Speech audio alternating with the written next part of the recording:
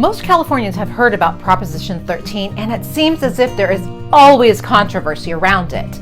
But many people don't know how it actually protects them. And let me just say that it protects more than just homeowners. If you are a renter, this does apply to you. So be sure to watch to the end when I talk about Prop 13 and renters. So if you are a renter or a homeowner, you need to watch this video.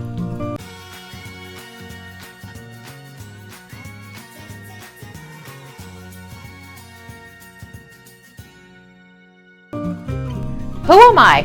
Who am I to be talking about Prop 13?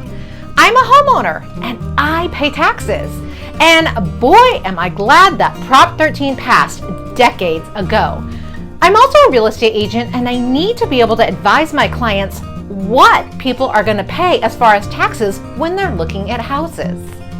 If you live in the Hayward area or surrounding communities, please be sure to subscribe to my channel, as I love bringing my friends and neighbors information about homeownership and the Hayward area. So let's tackle the history of Prop 13 first.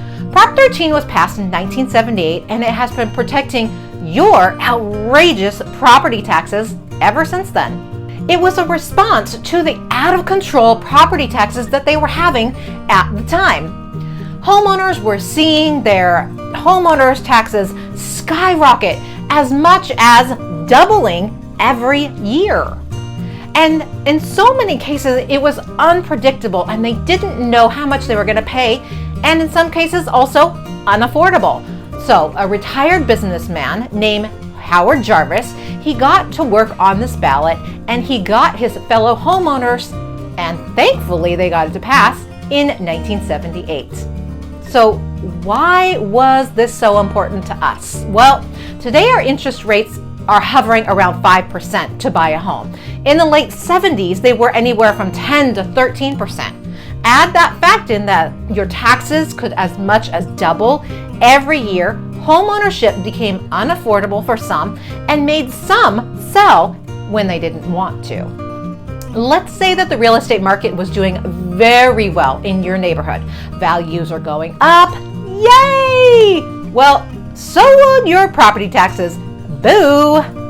Just as the market could be unpredictable, taxes were also.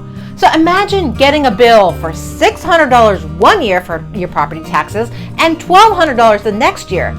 In the 1970s, that could totally break you. So let's make those with today's numbers. You get the bill for $5,000 one year and $10,000 the next. That would be outrageous. So how does Prop 13 actually work? Now that we have it, it limits the tax rate on all California property to 1% of value, whether it is residential, commercial, or industrial. For homes, it's usually based upon the purchase price. Prior to Prop 13, the tax rate was as high as 4% in some counties, with the ability to double or be unpredictable. So once the initial tax year base is set, county assessors can only increase your taxable value by no more than 2% a year. Let me give you an example with round numbers. Okay, let's say you purchase a home for $500,000. That's going to be your tax base. So you would owe approximately $5,000 the first year, or 1% of the purchase price. Now, remember, each county also has special assessments, other taxes, and repayment of bonds built in. So 1% is usually your start, and then there's a little bit more on top of it. There can also be Mello-Roos or other costs passed on by the builders that are tacked on, and you need to know about these things before you buy a home. So in my city of Hayward, California, I usually tell people to budget in between 1.25% to 1.25%. Going back to our example, the next year the home would be worth $510,000. And then with that 2% more, the current year taxes would be $5,100 in year 2.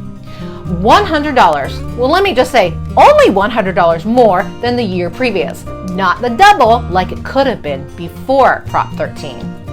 So you may think as a renter, you are exempt, but not so. you are directly affected. Do you pay rent? Yes. And your rent goes toward your landlord's mortgage as well as home insurance and property taxes. If his or her property taxes were to double because we didn't have Prop 13, then I'm guessing your rent would also.